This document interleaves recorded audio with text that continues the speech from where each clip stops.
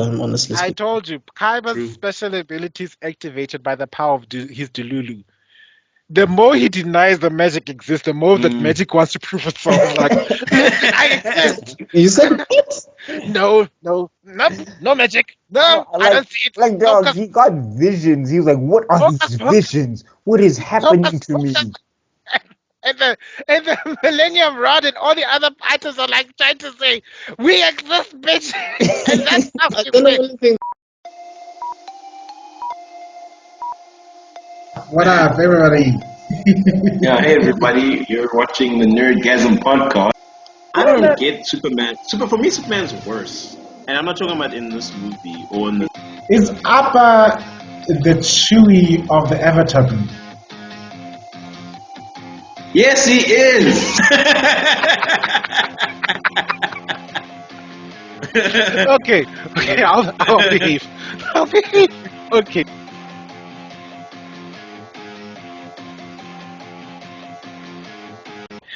Hey, what's up, you guys? I'm here with my good friend, Mr. Sage, the founder of Iron Monkey, to tell you the wonderful news that this is a sponsored video. Yay! Anyway, first of many. This is how we start. This is how we start. We are starting.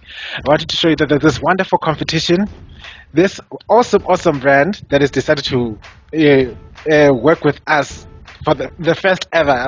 Guys, I'm beyond excited. It's thanks to you guys. Thanks to you guys. Anyway, we want to run a little competition for you guys, okay? In a couple of weeks' time, we are going to launch a video. I'm going to interview this man right here. You can win one of his shirts in sizes one large, one medium, and one small. All you need to do is when you listen to the recording, our interview on the Geek Spot that is going to launch in a couple of weeks, all you need to do is write down what he answered in the interview game that we usually play. You know the game we play at the beginning of every interview.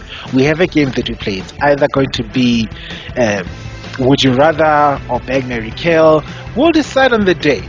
But all you need to do is write down the answers to what he answered on the comments below, and then like his page once we put up the links to those pages on the comments. When you do that, you have won. The first three are the first winners. There's no big grand prize, so you better be quick. When the episode drops, you better listen, and once you listen, you comment, and then you've won. You'll just tell me which one you want, large, medium, or small. All right. First serve. First come, first serve. Winners are the ones who wake up early for the game. That's all. Anyway, we'd like to send a special shout out to this wonderful brand, Iron Monkey. Please check them out on all their socials. Please, once again, check out the wonderful clothing arrangements. They are brilliant. I'm wearing one of their brands. Look at this. I'm wearing a hoodie, and look, this man knows me and hoodies go way back. Look at this. So please support the brand, support his work. The more people support him, the more people are supporting me. And you gotta get. And once again, this is all thanks to you. Love and thanks and peace.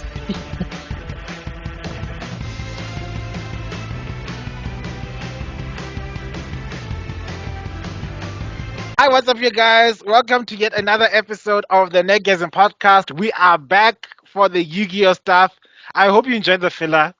'Cause the filler was exactly that, a filler. And Okay. you know how you can tell it's a filler. How can you tell? You know how you can tell it's a filler. Yeah. One of the main characters was not there. Yeah. Yeah. Sorry about that. Yeah.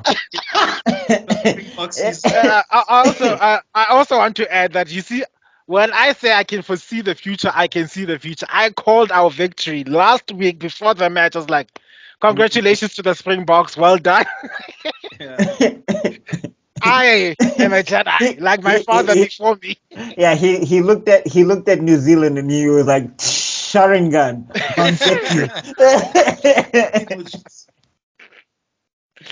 Yo, but they fought on. Dying up there. And What? now ESCOM is like back to your regularly scheduled program. Like just like that. Like that guy was celebrating as he was going to the switch. Yay, Bakura! Woo! Dude, they even switched off the lights. They even switched off the lights in Paris. Woo! I think we should just say what we're all afraid to say. What? That guy is a New Zealand supporter. No, he wasn't. Because if he was, Let me explain my rationale, right? okay. He supports the All Blacks, and since they lost, he gave us All Black. Wow. Yeah, that's the answer. I'm That's dead. the answer. Bars. It was a message. Drops Mike. Since you knocked us out, I'm gonna knock out your lights. You know, screw you guys. Screw what the president Pella says. It's not same host. day. Pella same day. Load shedding stage 2. Stage Like 3. literally that evening, like yay! Before but how too much. It's like I'm not gonna drink. it's like Dragon Ball Z when the villain is winning and then the superhero starts unlocking powers and forms. No, It's not even my final form. I'm sure it was Becky somewhere. It's like they're going to bazopuza but these children. Yeah, super tangent, but I want to ask: Aye. are we in the era of no more spiky haired anime heroes? Because I'm looking at Yugi with all of us, and I'm like, I can't think of new anime heroes with the spike anymore. Does Naruto count? He's not Naruto a new lost his hero. spike. He's old. No, Asta's got spiky hair.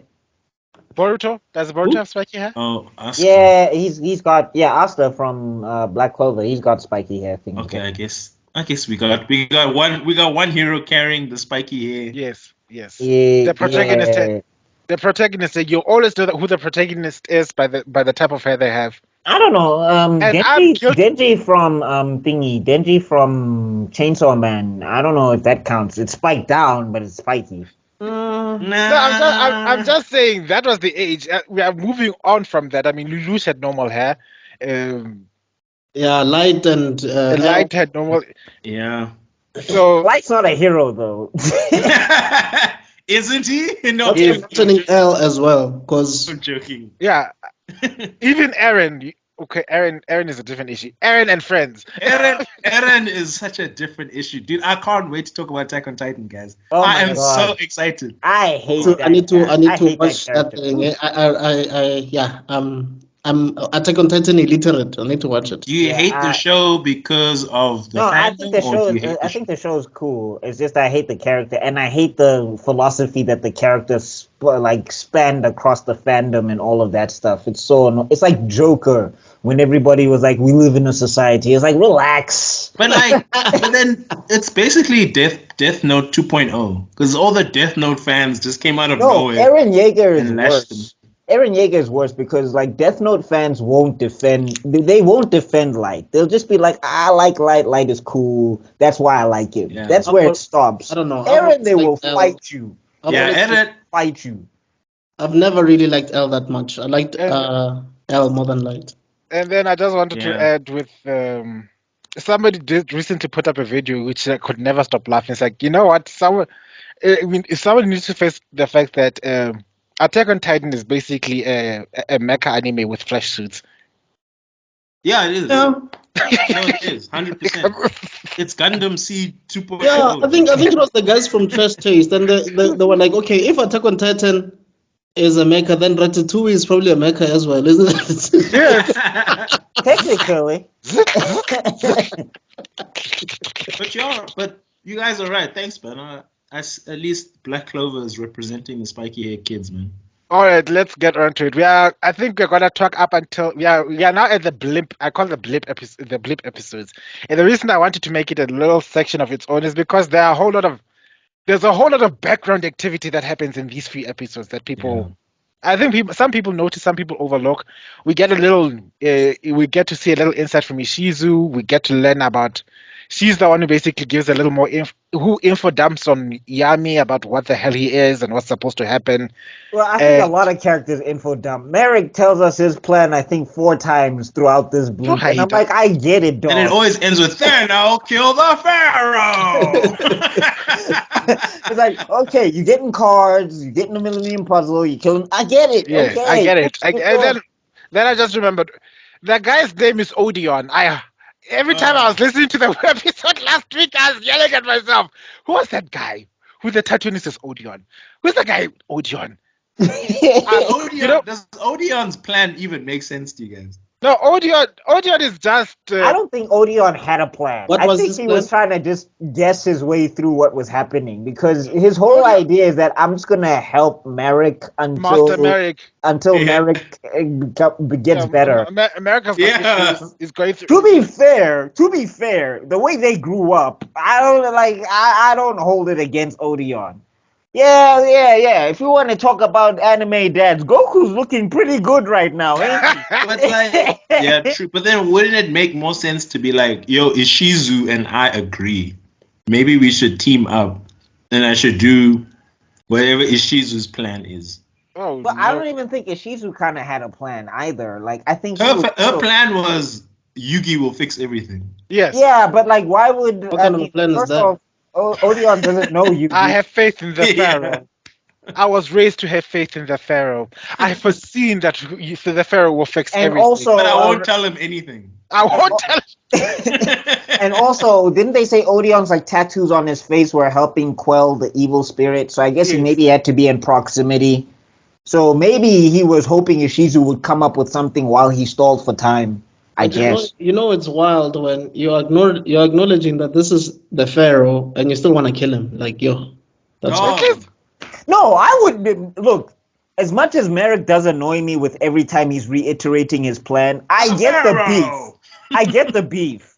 I do understand the beef. I mean, it should be directed at his dad, which that was already sorted. But I'm just saying, I do understand that he's like, I lived underground in a dark, dingy place. They didn't even have beds. These people slept on rocks. Where did they shower? Right. The other things I also wanted to highlight was that you said he did take care of his dad, but you could see his anger didn't dissipate. And it's a lesson about how revenge sometimes isn't always the answer, because you will always want to look for something to justify what has happened in your life. The quest for vengeance is always that you messed up my life. I want reparations, or I want compensation in blood, not necessarily. Okay, I used the wrong word. Don't use reparations. It's gonna trigger some people. I want. No, but I think it's appropriate though. No, that's the thing though. Like the way they make Marik one of the tomb keepers or whatever. It's just like, we must have a boy. He will be down here, even if he doesn't want it. And the guy who wants to be down there, he's not my son of blood.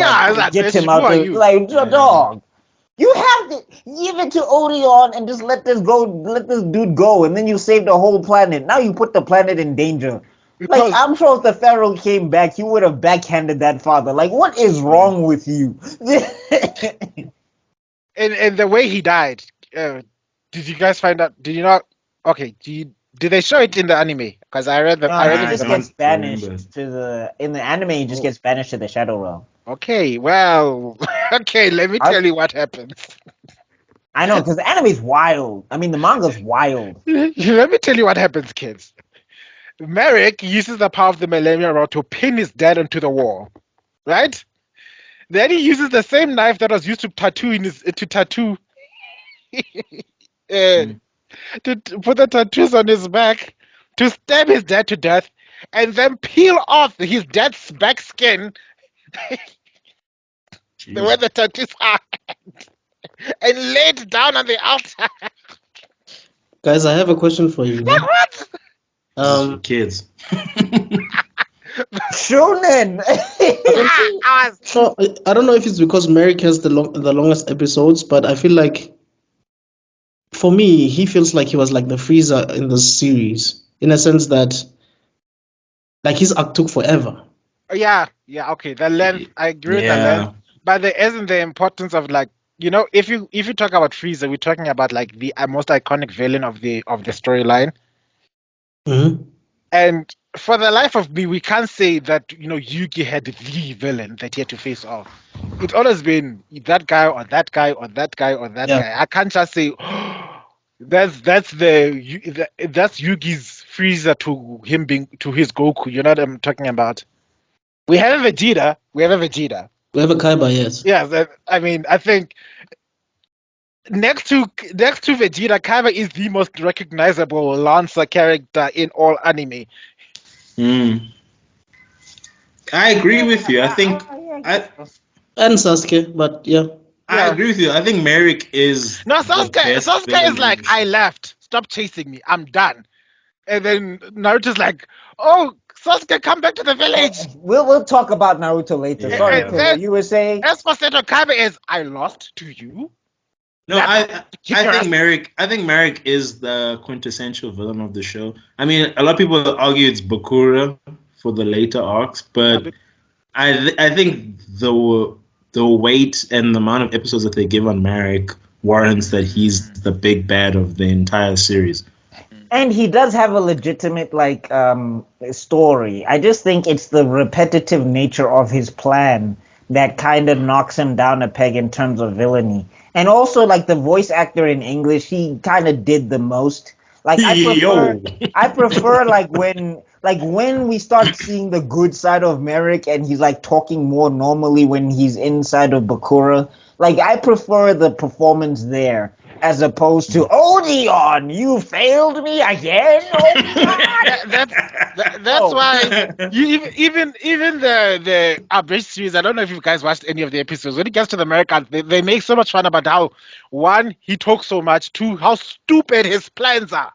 I don't care. I need to watch this thing. I need to make time to watch this abridged thing. Uh, After I'm done with Yu-Gi-Oh, I'm gonna watch it. I will not get over the fact that some of his plans are the most dumbest things I've ever heard. I mean, this whole thing with Bakura pretend that I rescued you so I can ingratiate myself to the Pharaoh so that I can get close to him, all the while using Odeon as a distraction to make people think that Odeon is me, so that so that you all can hate Odeon while I'm pretending that I'm the good guy, so that I can get close to you, so that I can what? Yeah, What's to the next what? So that I can reveal, and then I will destroy the Pharaoh. I think the plan is solid up until that point when because maybe it's a thing of, okay, if they're not seeing me as a threat or whatever, maybe I can get a look at some cards, maybe I can get a look at some hands, maybe I can know the Pharaoh strategy or whatever. But I think it falls apart. But I'm saying it falls apart the minute he starts forcing Odeon to use a card that he should not be using. And it's just like Odeon is telling you, I can win this duel without this God card. And he's like, no, you will play the God card. Why? Dude, Joey should not be in the show anymore. But Merrick is so stupid. He's just like, yo, let's keep Joey around. And it's because of how insecure Marik is. It's not like that. If he truly trusted in his plans, he would have just let Odeon be the big baddie, kill Joey, and just move on. Because facts about it, Joey isn't really worth his time. Even if, let's say, you've got your Egyptian god cards and you're playing a duelist against Joey, why would you want to spam it on such a weak player? I mean, you've killed him already. Someone said something quite interesting on YouTube about the arc we were talking about last week. Is it Duelist City or something? Yeah, Duelist City. Battle City. Battle City. Yeah, Battle City, sorry. It seems like Joey was supposed to win. It was supposed to defeat everybody because at a point it seemed like he defeated all the people that you guys played with in the past. Yeah. And it seems, and I think he also duels with Yugi, and it just seems like he was meant to win against Yugi because there's a certain filler episode, I think, of sorts where they don't battle in Battle City. I don't think.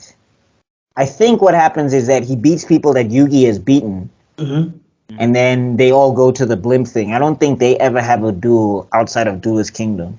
No, they do. Isn't it where Marik is possessing Joey's body? Oh, for counting that. Okay. Yeah, so basically he was saying that it seems like Joey was supposed to win that arc. Like that arc was meant for Joey.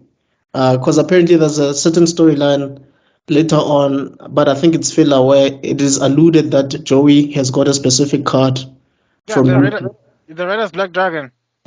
Yes, like brought it back. So he was Yeah, like, so that would happens take it in back that happens in the end of the whole thing.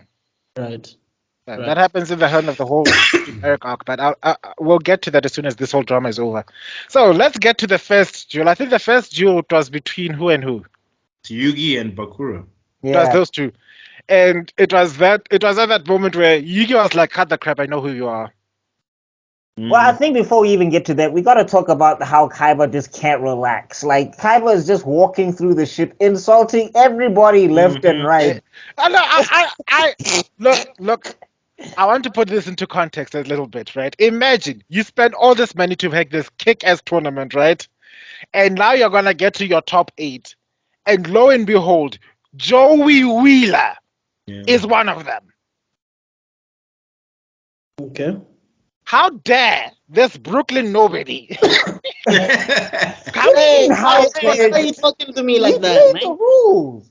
He played, like, that's my thing with Kaiba. It's just like, dog, he played your tournament. Clearly. No, he even said you're not supposed to be in this. What damn cards do you have? No, but I mean, he's here. But this card, oh crap, it's allowed. Like, okay, then how the hell did you get it? Surely it must be some sort of joke. You I'm just saying, like, Ishizu walks through and, like, Kaiba's just like, okay, you're meant to be here. Joey, why are you here, What, you low well, rat? and I also like whole the time way he's just like, I'm going to defeat Yugi. It's like, bro, you still have other people to do. Can you just? But that's the same thing that happened with Pegasus, right? Pegasus was so focused on Yugi, even though there were so many contestants on that island. Let me just stalk Yugi for like a split. you know, Yugi boy. That's also my beef with boy. Marik. Because Marik's plan is so Yugi reliant. I'm like, Kaiba has a god card, right? Like he never does anything to get Kaiba's god card. With No, the he whole talks about life. getting Kaiba's god card, and he never does it. He never. And we get okay. So let's get right to the fact that the people who made it to the blip would be Yugimoto, Bakura, Ryu Bakura, Seto Kaiba, Joey Wheeler, Ishizu Ishtar, Odeon Ishtar, Marik AKA Ishtar, Marik, yeah. aka Marik Ishtar at this point. Marik Ishtar himself and Mai Valentine. Yeah. And big ups to Mai. So There No, was- but like another thing though, we gotta talk about like the anime and the manga. They do this weird thing between Joey and Mai, where I'm like in my head canon, just to make sure that I can justify this because it's weird.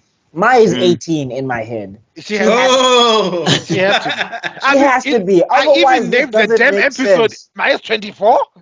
It doesn't make sense because her and Joey have this thing going on where I'm just like, if you're 24, you would not have this going on with a 16-year-old. And you wouldn't care about what his opinion of it is. Yes. it's basically if Brock actually dated Officer Jenny on his Joy. Mm. No. You guys are so right. I just turned that off in my head. Eh? No, Because you have Joey to. looks like a grown-ass man in the show. So I just kind of... Well, I mean, the thing is, like, Who's Yami doing also looks grown and all of that. And Tristan also looks like sometimes he's a brick house. So it's just like, Yeah. whatever. But I'm just like, you cannot tell me she's 24 because they keep, even in the manga, there's things like she says, I'm dueling for you and I'm dueling for Yugi and Joey. And it's like, why? You're a whole ass adult. Like, Also, a shout out to Mai for being the show's fan service. They let go of Taya Very quickly, eh? very quickly. I mean, there's some weird Marik things that he does to Mai in the duel that's like in super an weird. hourglass or something at a point. Yeah. No, there's like bondage BDSM imagery. It's a bit Yeah. wild. But that's why I'm just like, she had, like, for this relationship of hers and Joey, she has to be 18. It doesn't make sense. Otherwise, like, no, Rape. because you. Yeah, Statutory rape is a thing, children. maybe the author was watching specific categories on a specific website. Yeah. But It's even also, but no, it's but weird even them, watch. but even them specific websites say Guys, we don't can't. do this. Guys, let's not offend the ancestors like we did that last time. We can't consult him anymore, okay? Remember what we did? No, I'm just saying in my head canon, because even those specific websites that Mr. Extrodin is referring to, they're just like, this is illegal. Do not do this. But it's just weird watching Marik tie up Mai and then the 4Kids logo pops up. Like, it's just weird. It's like, yo, what's going on here? I mean, to be fair, that's anime in general. Anime don't baby no one. Like even Yeah. Naruto, we were like the Uchiha massacre where thousands of kids were killed, and then next it's 4 kids. Wait, Yeah, what? you are my friend. Ah, but when you read the manga, bro, like for instance, when you see scenes where, okay, I know you're going off tangent a bit, but when you see a scene where Gara is doing the desert coffin, man, the way he brutally murders those people during the exams, you're like, yo, No, even in the Yu-Gi-Oh manga, like this duel between Marik and Mai, like there's things where Marik is slicing her character or whatever, and then there's just blood on Mai's face. She's getting slashed across the chest, and it's like, what is the dark dimension? Is this way? Like what? this is shonen? Kids were actually reading this? Yes. I mean, Every week. I mean, Bandit I still Keith. get it. I mean, Bandit Keith got shot in the head. Like, I don't think there's any shonen that I have watched or read that has convinced me that this is for kids. True. Okay, I won't include like Pokemon and Digimon, but I'm talking about Even. No, there's like a Pokemon manga where the Pokemon trainer and the Pokemon fight together, and like the other Pokemon can attack the Pokemon trainer. It doesn't have to attack the Pokemon, and it gets wild. Like I actually want to finish it because it's like I like that way more than regular Pokemon. But like it was like, yeah, what the hell? Okay. That Pokemon can legit die. Horribly. Yeah, look, one day if we do another filler arc, I'll talk about my thoughts regarding Pokemon because that's animal cruelty, but that's the story for that. It's Slavery. animal cruelty. That's polite. That's cage fighting. You mean I have to get zapped for you to get a badge? Like, let's Man, talk No, about dog, just think about the fact that they chilling in their ball or whatever, and then all of a sudden, I choose you.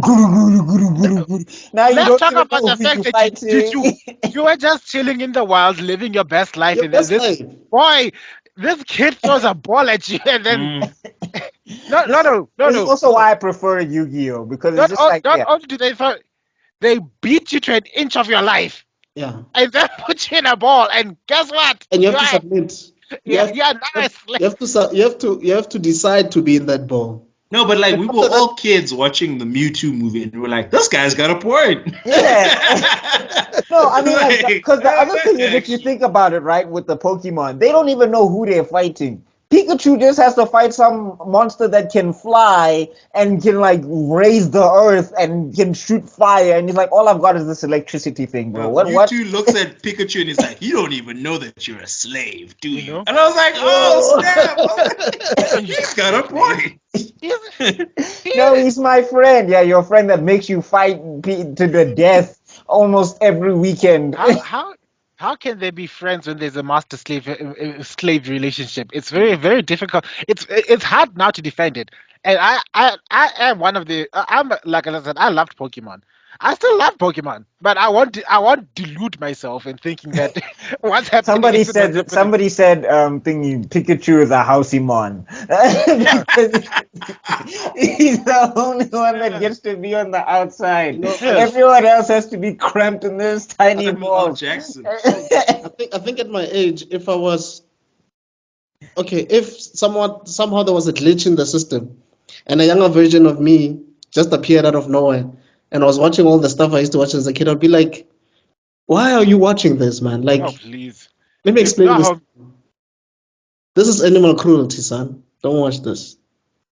Do you know how many cringy ass dumbass things we watched back then when you look back and think, what the hell was I wasting What my the time? hell? No, Yeah. I mean, I mean, WWE was wild for children. No, the don't likes you of me- disrespect. I'm not Don't you disrespecting. disrespect WWE. I'm not Ah. disrespecting. We will let kids watch men be thrown in coffins and burnt alive. How dare you? I'm very How upset. dare you? Like Stone Cold Steve Austin was on TV talking about what? Yeah, Stone And it's Cold like, used to bro. throw beer on children. That was amazing. And then let's not forget. I mean, Degeneration Forget X. WWE is one thing. I dare you to be able to watch Power Rangers now without cringing your heart out. Oh man, I'm struggling. No, I'm saying like Power Rangers was for kids. I'm just saying that WWE was not for children at all, especially during that ruthless aggression and all Yeah. of like there was a time when John Cena was even talking about you hate me for two things, cultural appropriation. I hate you for two things, illegal immigration. I was like, bro, how did that get on air? Yeah. And then at one time he was like, The Rock, I'll put my nuts in your face. I was like, dog, what? I How? just saw a clip now. I think it was yesterday. So I don't remember which wrestler it was, but it was talking to Mr. McMahon, and he was like, "Do you love chickens?" It's like, "Yes, I love chickens." No, Degeneration It's X. like, "Do you love Degeneration cock?" X. Yes, I love cock. Yes, yes. This is Degeneration X. That was Triple H. It's on air. Yeah, it But was a then- good while. Who got in trouble for doing this at school? Who got in trouble? Yeah. The sucker. Okay, back to Yugi. Okay. Oh my Yeah, god. Yugi Bakura. Tangent. You. Okay, This is so what Yugi. this is Look, what I'm going to contact all your psychologists and say these people have ADD, and then I'm going to show you these videos, and it's like, do you see the attention span here? Diagnose them. Wait. Let's get back. So Yugi is dueling Bakura. Yeah, They, and then they start like, off the battle city. Yeah, sorry. Go ahead. I like the fact that the moment they go up the elevator and Bakura is all quiet, it's the pharaoh that calls Bakura out. It's like, show yourself, dark side of No, Bakura. you know, the other thing that's wild is why are they dueling on a flying blimp? I'm like, Shout out to Kaiba. like Kaiba, dog. Kaiba is Dramatic. Shout out to Kaiba. when would you learn that this thing gets more and more dramatic as things go? It's like, oh, you thought you were cool, you're all the ish now. I'm gonna show you. Let's see you manage your fear of heights by dueling on top of a goddamn blimp, hundreds of kilometers in the air. That nobody's watching. Like nobody's seeing this. Like I forgot to mention, so the show does do a bit of a subversion of expectations. So they do the Dragon Ball thing where people draw the balls, and then they do the matchup similar to the World Tournament from the Dragon Ball Z arc. But then, of course, Yugi battling first is a bit of a subversion because we always expect him to be the climax. Yeah. But now he's battling Bakura first, so it's kind of like, oh, okay, this is different. What's going to happen? And Kaiba's going last. So it kind of sets this whole thing of, is Kaiba the hero of this arc? Yeah. Right. No, at this point, it's literally the Kaiba show. I should have put Seto Kaiba in the back. Because here, this is Kaiba at his obsessive, swaggiest worst. like yeah. And the fact that his cape keeps like it comes alive. That jacket cape combination. Sometimes it's still, and then other times it's just flapping in the wind. Like it's the most dramatic thing. Is a paid actor. You will not tell me otherwise. It's Also, can someone tell me why Mokuba needs to be around? Because he does get kidnapped. I just feel like He was running the tournament. He was reading Dragon Ball, and he said that I'm gonna make a Gohan clone, and I'm gonna get away with it. You know? Yeah. Well, I mean, is he a Gohan clone because he doesn't duel nobody? No, it's like if Gohan was not a fighter. Yeah.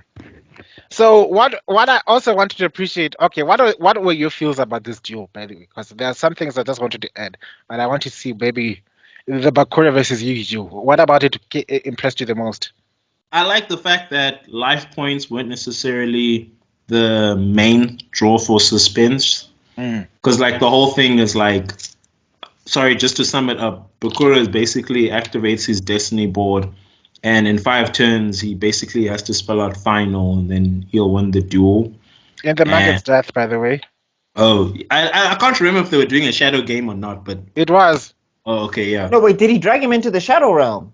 Well, by de facto, that underworld circle card was basically Bakura's way of activating the Shadow Realm. Yeah. And then, so it's that. And I mean, Yugi's doing what Yugi does. Everything is always reliant on the one card he needs. So there's not much different from him. But I enjoyed it. I mean, I wish there was more Millennium item action happening because this is supposed to basically set up the importance of the Millennium items later. Right. So I felt like this was supposed to be that moment, but they didn't do that. But in general, I enjoyed it. It was cool. Well, maybe they were also tired. Maybe it was like the Paragus effect, where he spammed that Millennium item so much that they were just like, maybe we have to get back to dueling, and we can't just be using magical powers. Yeah. And Skylar, what's it? Slifer, sorry. Slifer's like when he appears. Drama. Is like epic moment. Wasn't he like? Yeah, he's coiling around the thing. And then you just want to ask yourself, wait, if these monsters how are they interacting with the real world like this? I'm hella confused. Well, it's a shadow duel now. Sorry, so. I guess. And then also, there's the whole thing of Yugi always has to scream Slifer's name, even though everybody is right next to him. Slifer! Everybody screams, to be fair. Like, even Seto's like, Obelisk, the Tormentor. It's like, dog, we see the name on the card. Relax. Yeah. No, you must hear it. My damn god card. And he even laughs like a villain. Like, Seto Kaiba, bro, what is happening with you? You are way too invested in these cards. I think kids, like Tebello usually says, it's the first time I'm addressing these kids because I'm never really addressing them. This is what happens when you don't have friends, okay? You become so obsessed and like you're so misdirected about everything that you don't actually understand the importance of having friends. Wait, are you sure kids are watching this? After last week's episode, I assure you, no kid is going to be watching this podcast. I genuinely thought the viewers are called kids. I don't know, but anyway, brothers and sisters. Follow Taya, don't follow Kaiba. All right. That's what. Taya's annoying, but at least she's more sociable. Yeah. You know, you're living up to that song from I forgot the name of the author now. It will come to me, but there's this. It's called 7 Years. Once I was 7 years old, my daddy told, go make yourself some friends or you'll be lonely. That's what basically he just told everyone, like, kids. Oh, I thought you were going to go down the Naruto route. You are my friend. Yeah. That's my favorite one, man. So what are your impressions of this duel, Mr. Extrodin? Honestly speaking, my memory is foggy about that duel. I don't really remember much about it. But from what you guys are saying, it sounds like it was intense. It was. And let me just give you my thoughts of this duel. You see, here we get to see in the character of Bakura's dueling techniques, right? Where if you look at all the other duelists, they have the all title-like features. Like Yugi has got his Dark Magician, Seto has got his Blue Eyes White Dragon, Joey has his Flame Swordman. Bakura solely relies on strategy. There is no monster he relies on. There is no combination tactics that he thinks of. Every single duel is articulated to this real strategy of subverting the way you conventionally win a duel. There is no, if you pay attention to all of Bakura's duels, there's no clear straight line of if I beat him with this monster, bat him to death with this monster, I win the duel. It's always you need to win within a certain time limit.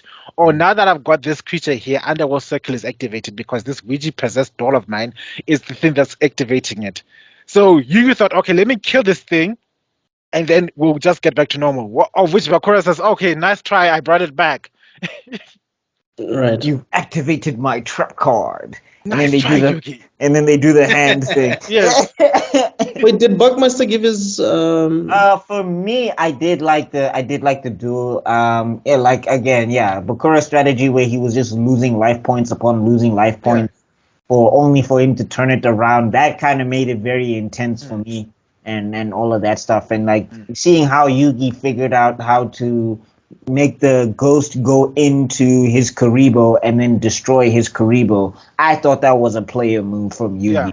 So yeah, it was a good duel. I think it was the best one on that whole ship, because I think everyone else it was kind of just pure brute force. Yeah. Those two duels were the only duels where it felt like it was strategy. Because even Marik, when he was dueling like Maya or whatever, he was just like brute forcing her most of the time. You know, sometimes I wonder when editors started intervening in whenever we talk about these shows, because sometimes you do see a story either becoming a lot better than it usually is, or when it does something that really impresses you, and you wonder, did someone intervene, or was this the moment where the author actually was given leeway to do whatever they want? You know, because what you guys are saying now sounds inconsistent to what normally happens. And that makes me wonder whether it was because the editor intervened or... But if you look at Bakura's character design, I think it was basically it basically goes according. It's a consistent thing. Bakura doesn't use hit and smash tactics. He's always Funny enough that you say that. In some of the episodes that happened in the Duelist Kingdom arc, where they have to like push a boulder, like when they were stuck, and they had to push out that thing so that they can get out. Bakura's just standing there with Taya. He's not like he doesn't. Yes, I have. What? I'm like, so to me, it seems like Bakura is more of a thinker. Yeah. Yeah. I mean, even nice Bakura is more of a thinker, because like he does strategic things and all of that stuff. But like evil Bakura, definitely big time chess game moves. Even though sometimes he'll make moves where you're just like, okay, that was kind of stupid. But because the real stupid part is when he sees he's going to lose, and then Marik says, Marik. Okay, I'm gonna quote your briefs. I might spoil a little bit, but like the way they go on at each other, they imply that Marik and Bakura are like a couple. Because but you see it here, like Marik keeps on calling Bakura during the duel, like tring tring. Hi babe. It's just like having a tough time against him now, sweetie. What's going on? Like, bitch, let me finish this game. Can I finish fighting this guy? Like, no, hold on, baby. Let me help you out. Look, I got a plan. Let me show you. I want to take care of you, babe. Let me show you. Watch this guy. Now pretend that you're normal weak Bakura, right? Because we're gonna make Yugi feel guilty, okay? It's gonna mess him up so bad. Then Bakura thinks, okay, so what's the point of this? It's just gonna make it's gonna make him doubt himself. And then what? Yeah, and then what? Now that I think about it, why does it seem like people who wear or have Millennium piece items, except for Yugi, either have silver or purple hair? Like, what's that? Ishizu has black hair. Oh, yeah. All right. Ishizu has black hair. And but like another thing, why wouldn't Yugi finish the duel? I'm like, dog, these monsters aren't real. Like, you're not when you slash somebody's life points, you're not killing them. Killing them. No, but they knew that they were in the shuttle room, and they know. And the anime didn't say that. I was confused. I was like, just cipher this guy, and then you can figure it out later. You can do an exorcism. What are we doing? Then you find out Bakura's like, even Bakura's like, no, bitch, I need this body. So I'm gonna end this duel and protect this body, and then we'll take care of things from there. And then you just see Yami was like, I bet Slifer the Sky Dragon! Attack! I think another funny thing in this duel, if you remember from the watchbacks, is like, obviously Marik is pretending like he's one of the good guys. Yeah. But throughout the entire duel, he's busy laughing when Yugi's losing. He's smiling whenever. And he's hella loud. He's hella loud, bro. And I'm like, your little plan is not working out. Like, bro. nobody turned around one time when they just said, oh, good, Yugi. Suffer, Yugi. I was like, Tristan wasn't like, bro, did anybody hear that? I was waiting for Taya to be like, yo, who are you, bro? Exactly. I feel like I just think these kids just didn't have enough stuff to do once they. Those kids are dumb as fuck. Let's just call it what it is. At that point in time, it's like, pay attention to your surroundings. Do you know how many times your parents say that? Pay attention to your surroundings. By the way, This is exactly why. Especially if you're dueling on a freaking blimp Blimp. up in the sky. No one should be laughing that And methodically then when why we're are you? floating. Can you explain? Can you also ask how stable is this blip for it being so Yes. high and Oh, everybody's man. just Like, not here's even the the question. wind going like Like, No, I what? mean Joey does almost fall yeah at when some it lifts stage. up. Yeah, No, but I'm my saying thing like is, when he starts his duel, he's Yeah. like, "Yo, why are we high up here?" And this And is, then the cars and then he's almost like, fly off. "Kaiba's crazy for making us duel up here," and then everybody forgets about the physics afterwards. But it's just like, yeah, why? when Go Cyclops inside the blimp.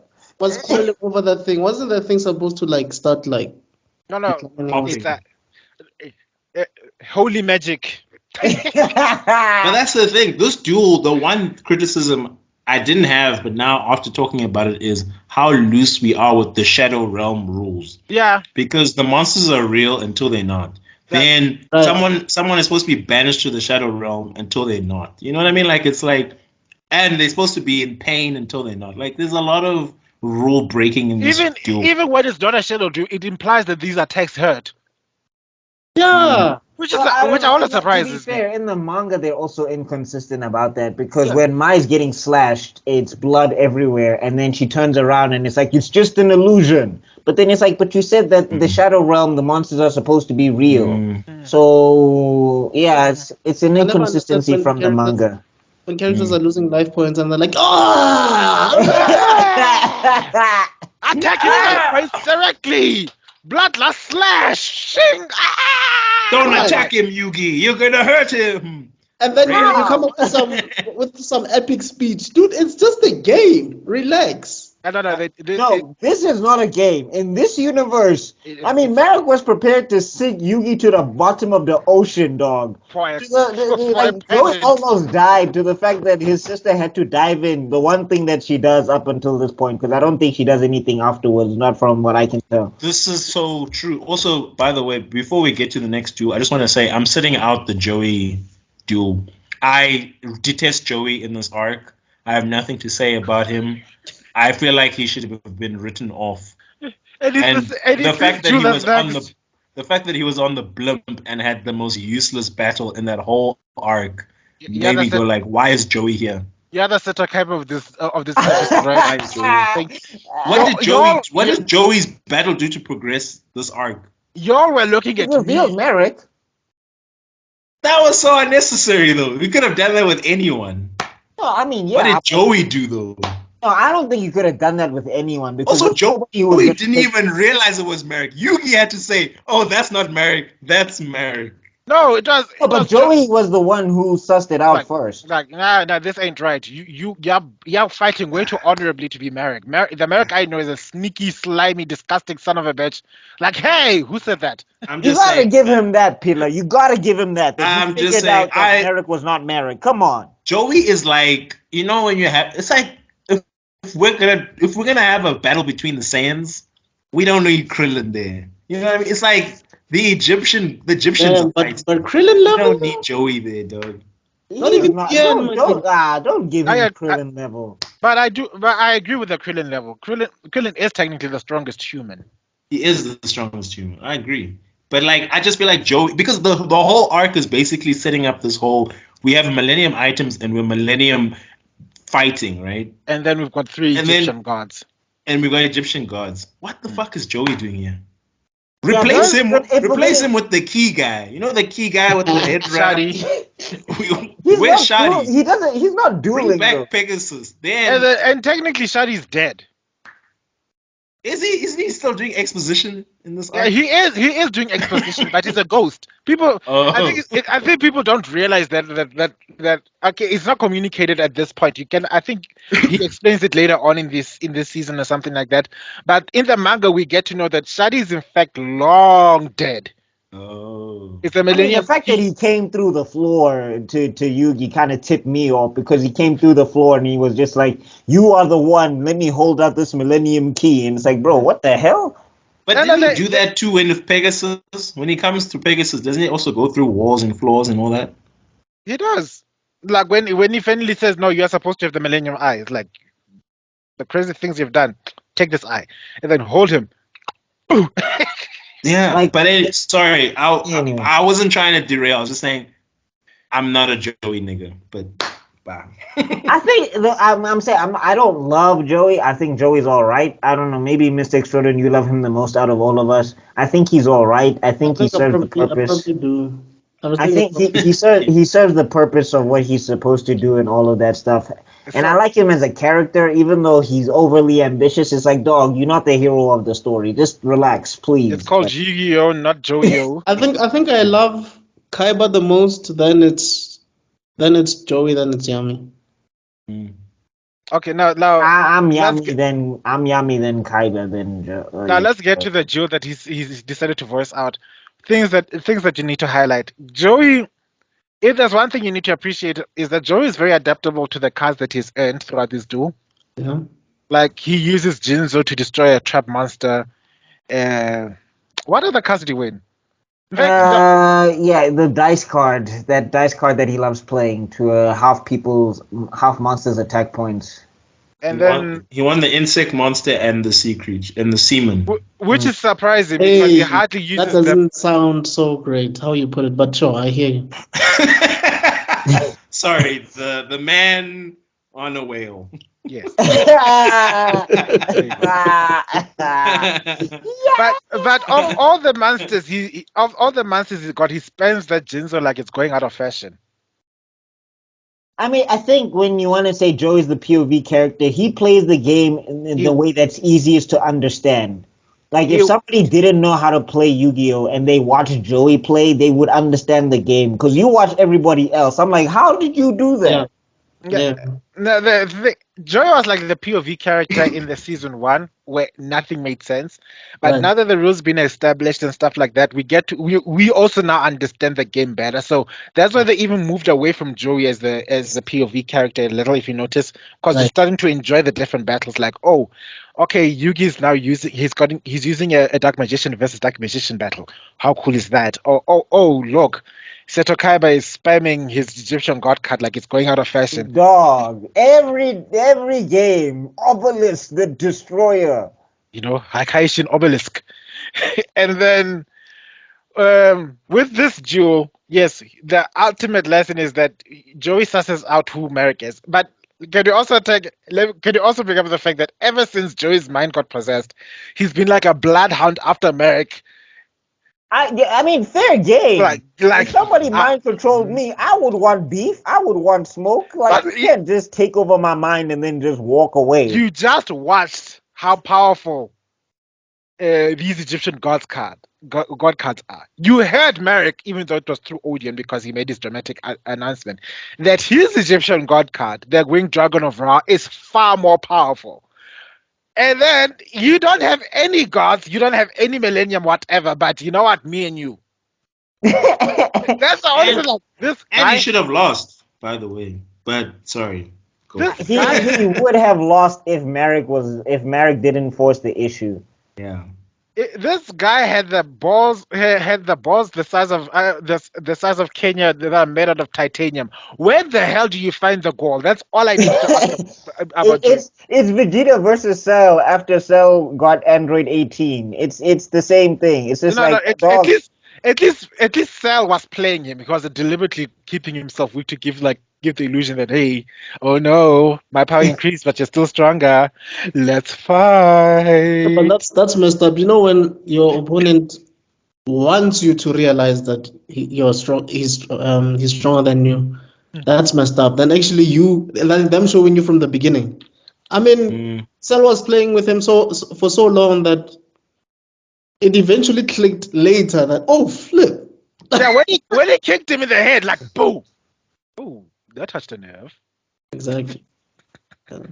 But yeah, anyway, with Joey, I get what Pillar is saying because it was a chaotic battle. It wasn't like that interesting, and I mean, even Odeon, the way Odeon was playing, like it was kind of boring. So I get that, but I mean, it was pivotal in revealing who the villain of the arc is, and It's also what when Marik forces Odeon to summon the fake Egyptian god cards.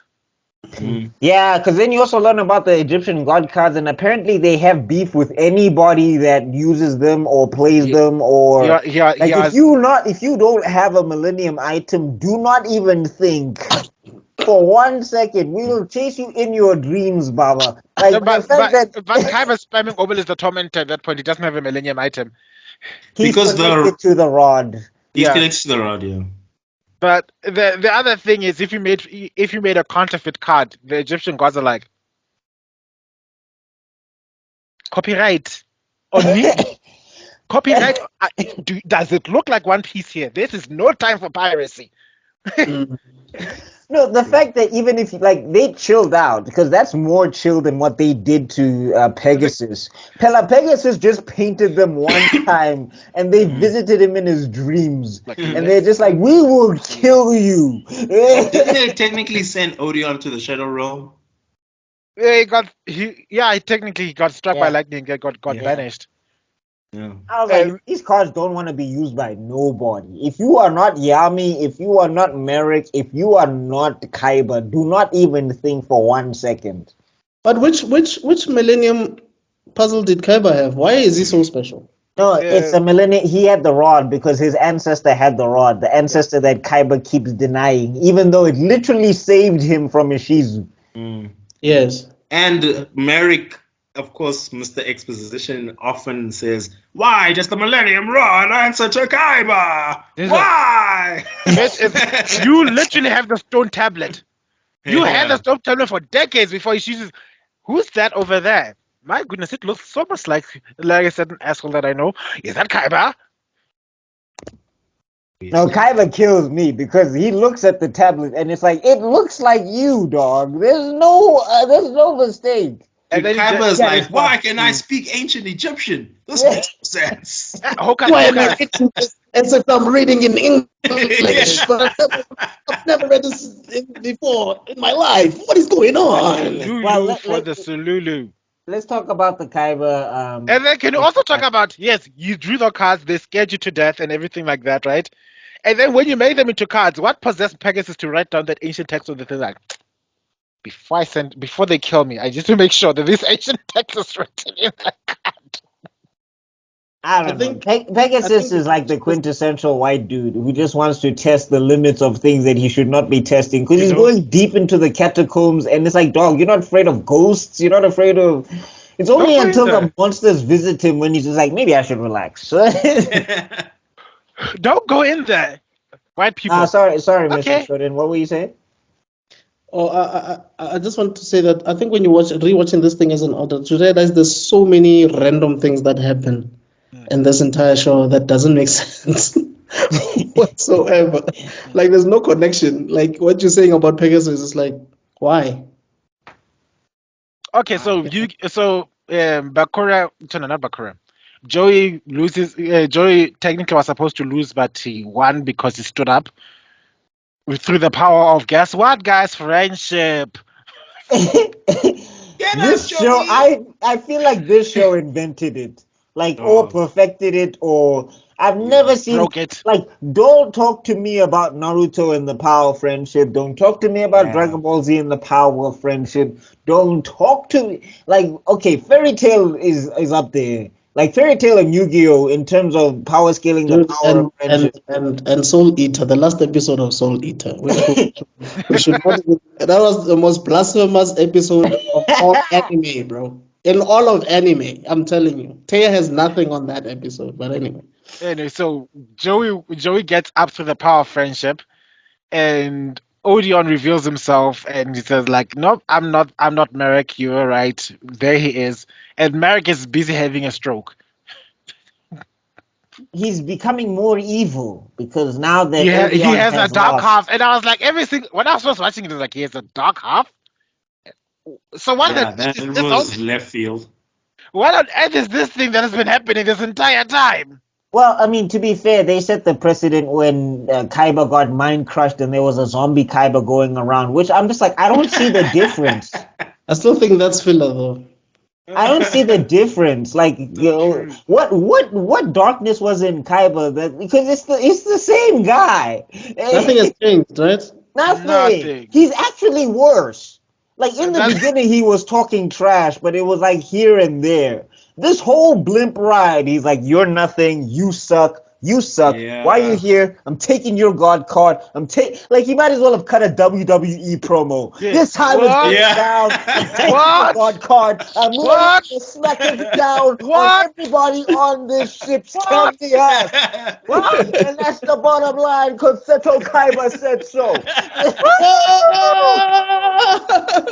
Like the whole time, bro. All he needed was music. He just needed music. Like I'm surprised when he didn't step onto the duel thing. They didn't do like sparks and lightning, and it's like here comes the pain. Which no, he does that when he faces Yugi later on. Don't fucking. He does that. So Right, so after Joey and fake Marik, it's then who? it becomes Marik Marik. and Mai.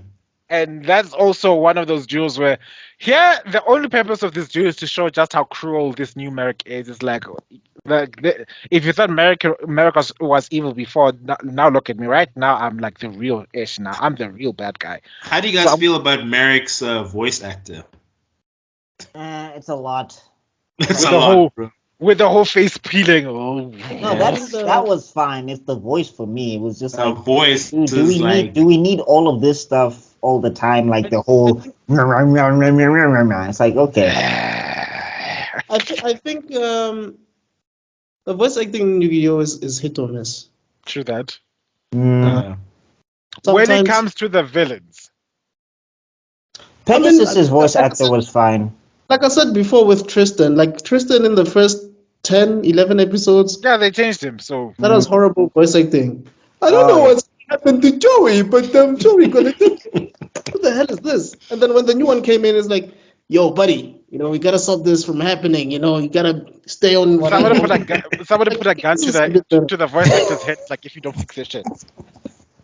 No, I agree with you guys. Some of the voice acting in the show, not just villains, is just fucking mess, bro. Like, sorry, but like it's like I'm thinking of you can tell Yuki's Mai is trying to granddad. sound sexy whenever Yuki's she's granddad. What I'm saying. Mai.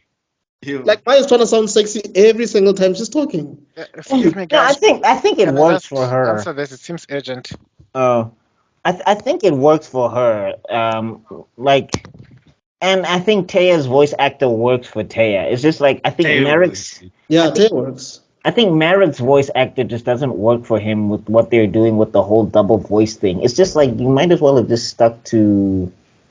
You might as well have just stuck to the regular Marik voice because it was like plenty villainous already, and it was good. Bakura's voice actor was really good. The guy who plays Bakura was very good because he was menacing, but he wasn't over the top. Yeah. I'm back.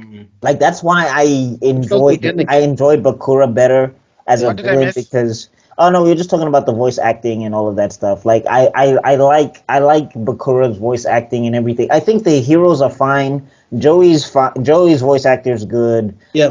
What's Bug this? Boy sounds good if you're a kid, but when you're older, it's Who's this? annoying. Bug Boy. What's his name? Oh right. Oh. Yeah. Ugh.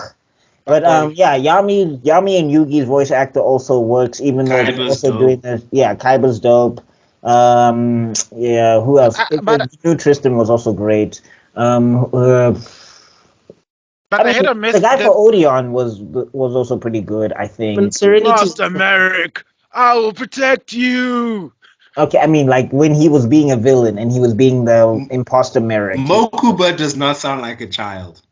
I'm not gonna lie. Mokuba sounds like a woman pretending to be a child. And I don't say that often, but this But that's what did usually not happens. sound- I mean, Goten and Trunks, they were voiced by women. But I don't that's more believable. I don't know. Mokuba, it just didn't work for me. So was damn Ash Ketchum, but he doesn't sound like a woman. Yeah. I mean, Goku in Japanese, that's a story. And Gohan. But also, I there's don't this like weird that. I thing don't like going that on voice acting. because like Mokuba also has like a groggy voice where he's like Seto, and I'm like, Seto! what is going on with this kid? Oh, you know what? That's the same impression I got when I listened to the English voice actress who plays Naruto. Because you see the difference between the Yeah. English voice actress and the Japanese. The Japanese one, you can. This really sounds like an idiot kid. Just saying Rasengan! Datebayo all the time. And when Naruto gets older, she changes her voice to make Naruto sound older. The English voiceover artist, like she just sounds the same. Even when Naruto's old, I'm like, how? No, she does some things. I would say she But it does. doesn't. It's not as good as the Japanese lady. I don't know. I disagree. I think Really? it's interchangeable. Yeah, I think it's agree. I'm with interchangeable. Mr. Extrodin on that one, though. Definitely. Anyway, what I want to say about the Maiju. Back to the Maiju. What do we learn? One, you just can't, not just anyone can summon the actual Egyptian god card, the Winged Dragon of Ra. Mm.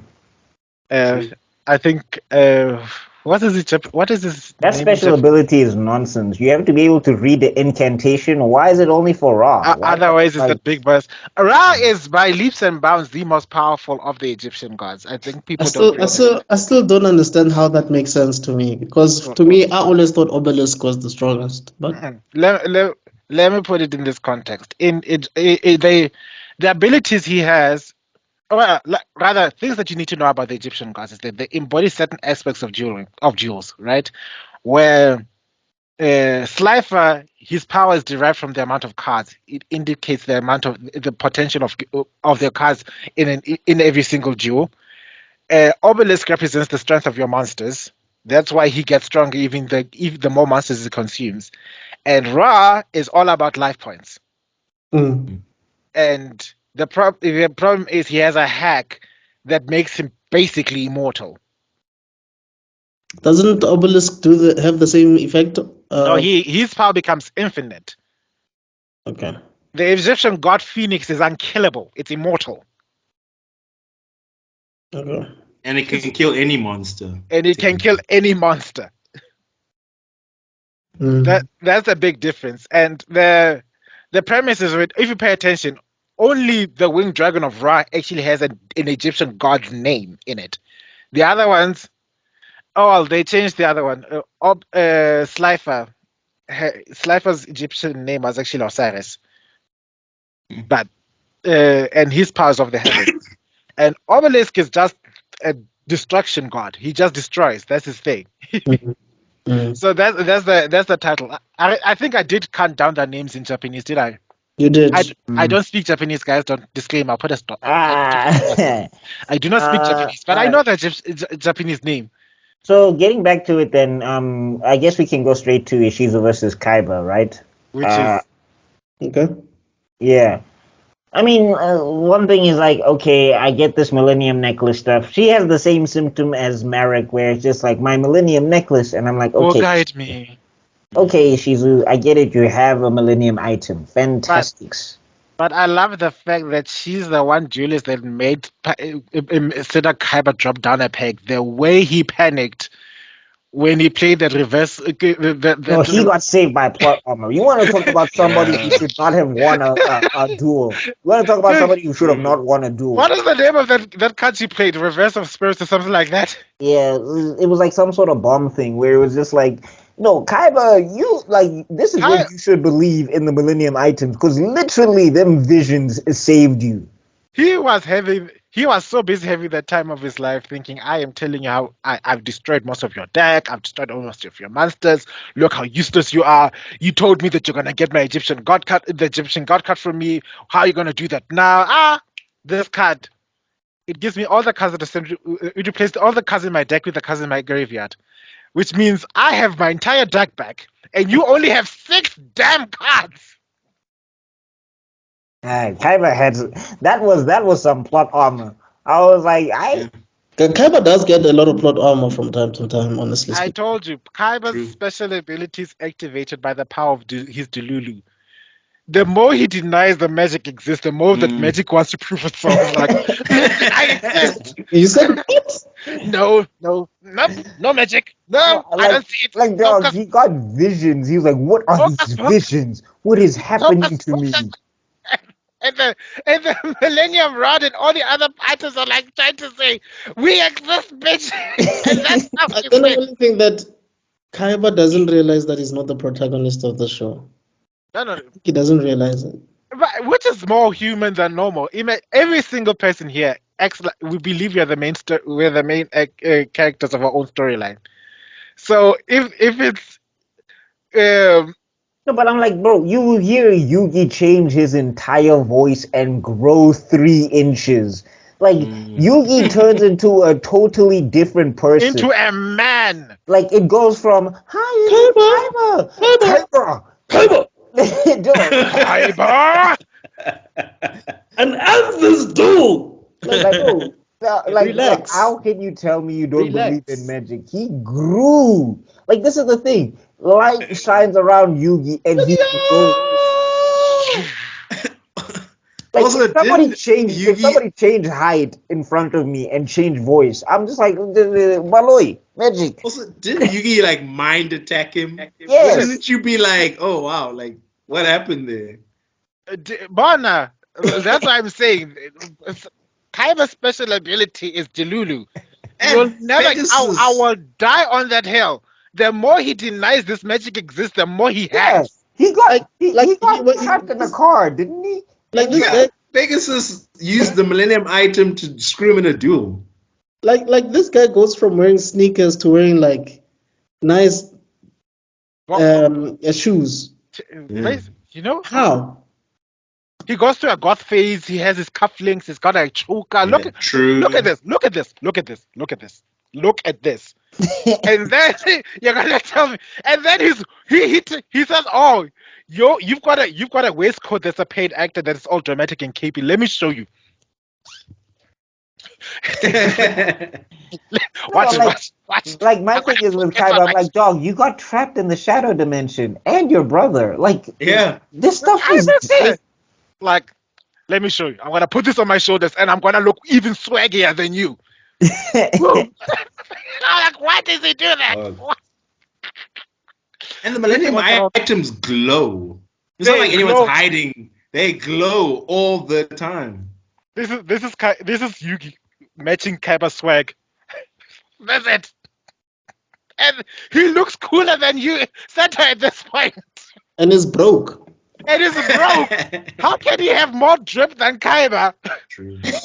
With a school uniform, guys. Kaiba's trying too hard. Like, the thing is with Kaiba, it's too much going on. Like, that cape flapping, the boots. He's got like 2 jackets on one jacket. Like 16 belts on his flipping pants. Like, okay, dog, this is a lot going on. I respect the drip though. As much as I'm hating, I'm like, you know what, Kaiba, you look alright. It's great, dog. I remember when I was watching it as a kid, I was like, I'm glad you got rid of that blue cape or whatever you were wearing, the blue jacket you were wearing. This white one? Yeah. But then enter the pharaoh with this. And suddenly everybody at school was trying to wear, like, put these things on. Suddenly our blazers are sitting on our shoulders like this. We're no longer wearing our blazers. Like, let's go home. Where are you going? It's after school, ma'am. I don't need to wear this uniform properly. Yeah, our teachers went through the most.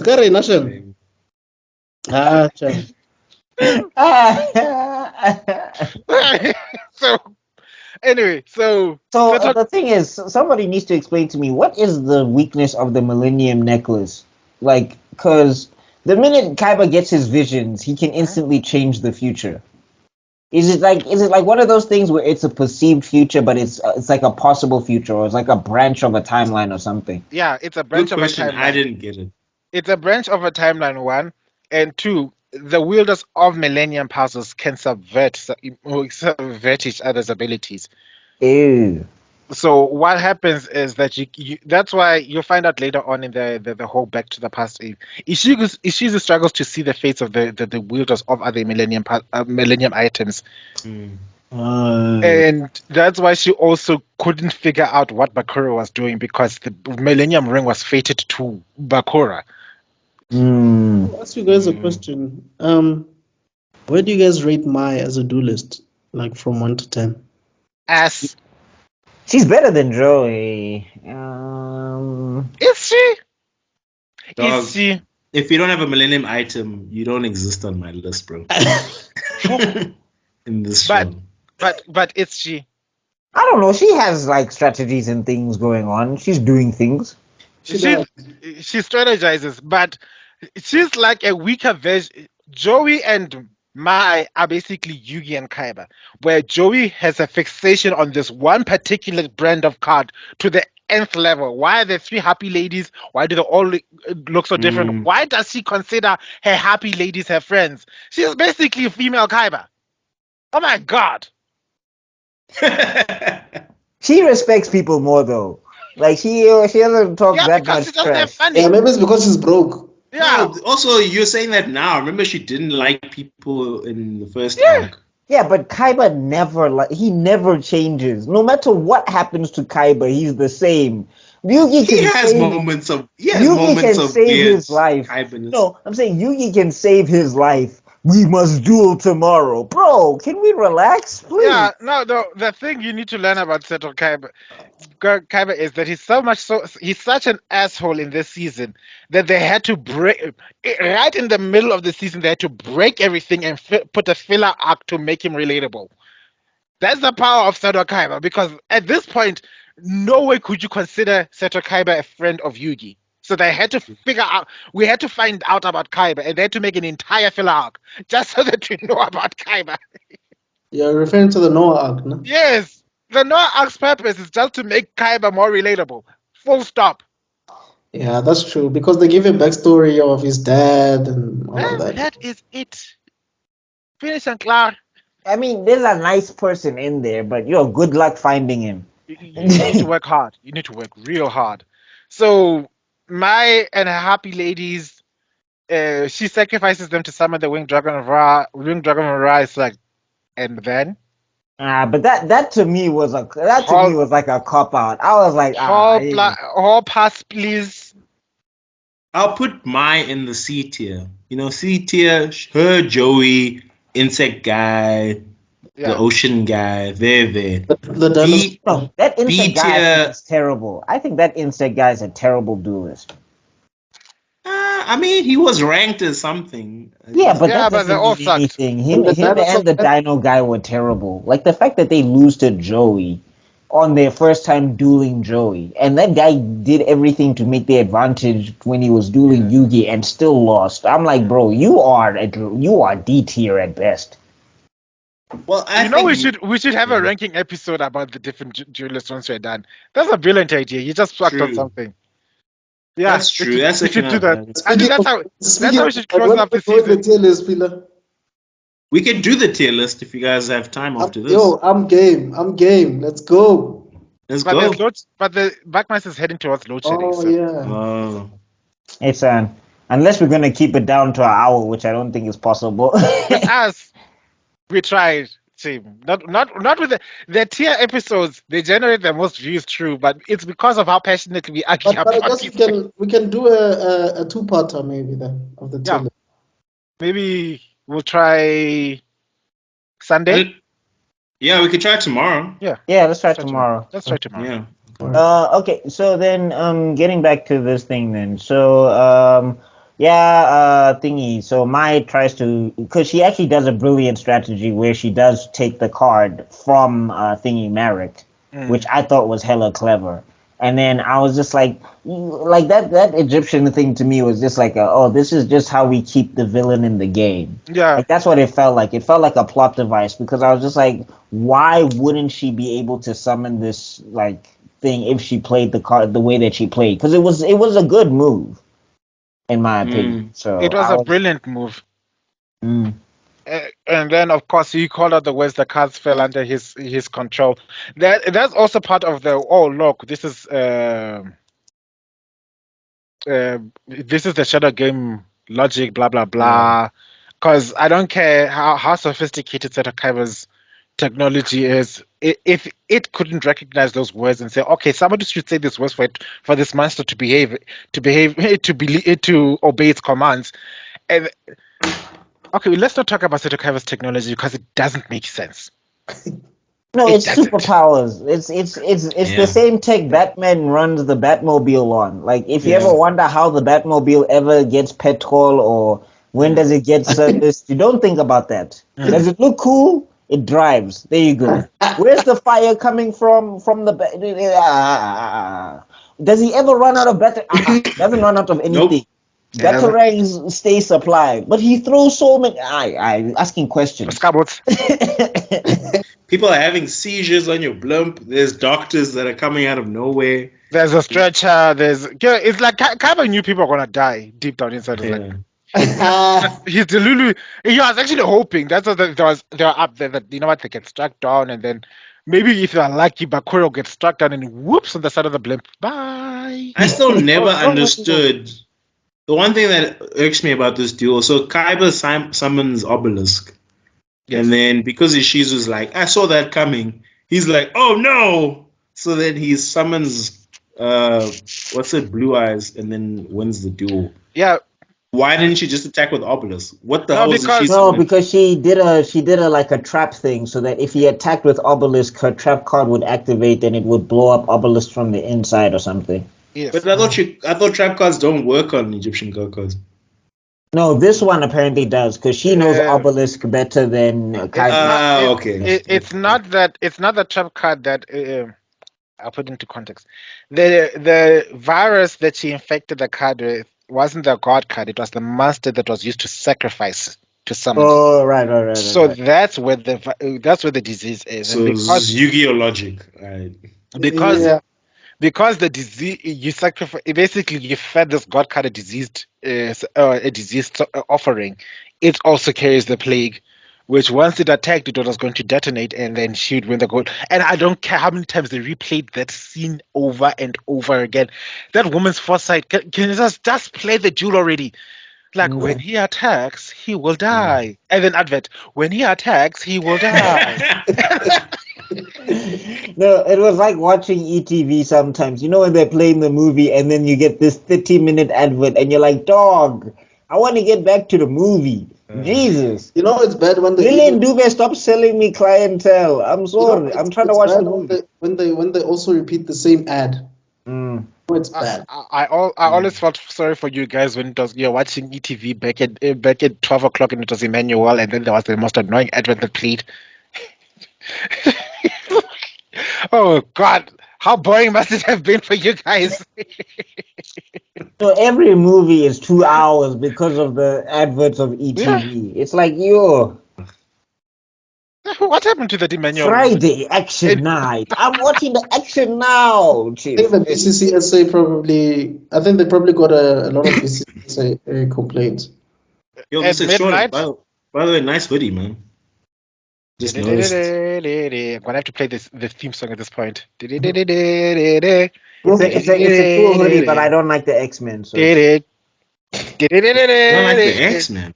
Well, The show, that's this another show specifically, or that's another video for another day. If you want to get into my fight with the X-Men, because I have a lot. That episode is going to be like we're gonna have to have you on set. It's going to be like a debate. you know what? Maybe we should Because- do a tier list for the X-Men movies tomorrow. Whoa. You At thought least you guys can also were- rant. you thought the Avengers one, you thought the MCU one was going to be controversial. Ooh, we're going to fight. This is you and my brother Anakin all over again. Just X-Men content in general. We'll include the X-Men animated shows and everything. Not a bad Sure, idea. if you want, okay. That'll be fun. At least then you can rant to I'm get your... gonna get cancelled so fast. So are we not doing After the episode that's coming out tomorrow, if we survive that, we can survive everything. Fila, let me tell you, right there in the middle of a filler episode, we go so deep into politics. Oh, snap. I was like, I'm not gonna put this thing in, but it's so funny that I have to put it in. It's like, but at the same time, I realize, yo, I'm going to be, these people in TikTok, like Stitch incoming. They're gonna stitch us, like. Yeah. Well, as long as it's local politics. If you touch international stuff, that's It starts with international stuff. Oh, That's with us no. bashing Trump and that. Oh no, guys. Ish, guys. You should have come. You should have saved us. The views expressed Now we're the doomed. views expressed by these men are not the personal views held by Oh me. my God. He's got the disclaimer. He's got Yeah. the disclaimer. Which I didn't put in this episode, but who cares? In that episode, I just realized I'm exporting it right now, and I didn't put the disclaimer. But you know what? Yeah, no, we're done for. It was nice knowing you guys. You know, it's been a good run. And you know what's the funny thing? I even complained there in that episode, like, you all come up with this crazy stuff in my show. You never say all this controversial in your channels. When I'm there, you're all behaving. Yeah, you all just go wrong. It's called Nerdgasm. How? Title drop. um, getting back to it then. So then we get the secret duel, right? Yeah, we've got the. Remember, at some point in time, Marik decides, you know what? I'm gonna make sure Odeon doesn't ever wake up. This Shadow Realm thing ain't cutting it. So, I'm going to murder. I'm going to murder Odeon right now, only to find that Ishizu took his body. Someone else is like, whoops. And I'm like, wait, but Mary, if you murder him, then you're out of the tournament. Like, that would have to be a crime. Like, Kaiba would have to take you to prison. That would damage your chances of getting your god. What are you doing? What on earth? How is it? But the rules were. Kaiba was a bit weird because I remember when Mokuba was kidnapped and Odeon came, Kaiba's like, I would have kicked you out of my tournament, but I really need to win that Egyptian god Yeah, card. exactly. So if there was a murder on the blimp, he would just be like, well, it's what it is. What the god card do though? Yeah. Because he can't just take out a gun and shoot him. You know, it wouldn't have been easy. You've got guards and shit in your blimp. I was like, security, just give me that. Ah! Ooh, which one is that? You know, Keep for a his series cards. that censors guns, but doesn't censor all this killing content, Which well, it's so nebulous because remember he doesn't get to murder, and anybody just goes to the Shadow Realm, so they can just be like, it's another dimension or whatever. Yeah. It's still crazy because like there's still actually attempted murder throughout this entire thing over a kid's game. That time. right? I mean, I think they alleged sexual assault at some stage because Dude, everybody is like Uchiha Itachi on crack in this one. Like there's genjutsus out the yin yang. and the I think the term death battle really took place in this basic. The term death battle really came to prominence from the manga of this thing. It wasn't a shadow realm; it was a death battle. Someone dies in the end of the battle. By the way, have you guys ever gotten the feeling that either Yugi or Kaiba were actually ever afraid in this entire series, apart from Kaiba seeing Exodia? Well, I think he freaks out when he has the visions where it's showing him his obvious past. Yeah. And also, Ishizu made him panic. Like, he was sweating underneath there. Yeah, all the bravado left is like, oh shit. I will not lose in my own tournament! Okay. And then Yugi, or rather Yami? I mean, he's afraid a lot. Like when Mai gets sent to the Shadow Realm, when he tanks a blast from Ra. That's the fun that made me laugh. That's also where I'm confused. Is this Yami? No, it was Yami. It was Yami. He was I mean, also when Joey was busy being. Joey was trying to be a gentleman and trying to unbuckle Mai. It's like, no, Mai, let me save you, my baby. I love you. Like, what is this child? But I'm just like, that's the thing though. Like, I was like, y'all have to be together somehow because the way Joey is just constantly running to her, like they're constantly running to each other's rescue. Where I'm just like, what is happening here? And okay, she was tied up at that point in time. Yeah, with the weird bondage thing because. Yes. And then he tries to break her out. And then remember at that point in time, which I'm like, is it a hologram still? No. The it's a shadow realm. The effects of losing your monster is that you lose the memory of one of your friends. So she didn't recognize them, but then through the power of love, you were like, Joey. The power of love. It has to be because the last person Joey remembers when he's supposed to get up when he was supposedly banished, it's Mai. So I'm just like, why is she okay, anyway. No, they are hella into each other. Like Yeah. I think the only arc that explicitly says they want to smash is the filler arc, But that's why I'm the just like, seal one. she has to be It's- 18. It does not work if she's it's- 24. It's giving a whole lot of Jada and August right now, and Ooh. I'm not about that. You just talked about us getting you Tangled. cancelled. Now, Yeah. What? Calling a rock isn't a cancelable offense. Wait. Let's talk about the last arc. I mean, the last battle. Okay, we got Which would- Bakura versus last Marik, battle. right? Yeah, Bakura versus Yeah. Marik.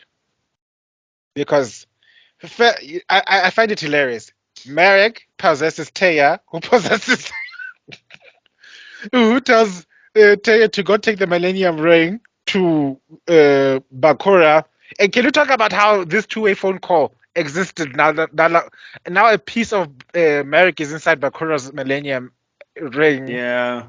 and now a piece of who else? Which then Taya is of course living inside. He's living inside rent free inside of Taya's head. There's a lot of space I can imagine.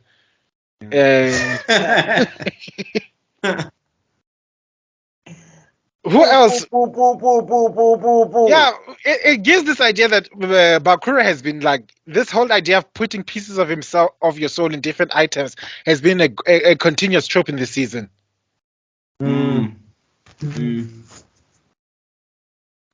Look, I think the team up between Marik and Bakura, it's a weird one. It muddies the water in terms of. Is it a team up? Because it's just kind of like what's this? Like they don't like each other at all. Like all they do is beef that entire duo. Yeah, that you know True. it gives all to the edge to the saying that evil forces can't work together. Well, I Yeah. mean, also when Merrick apologizes and he's like, "Sorry, father," I'm like, "Why?" You know, because they lied to him and said no, he got killed by a dark force. He didn't realize that he's the one who murdered his dad. No, why? Like your dad sucked.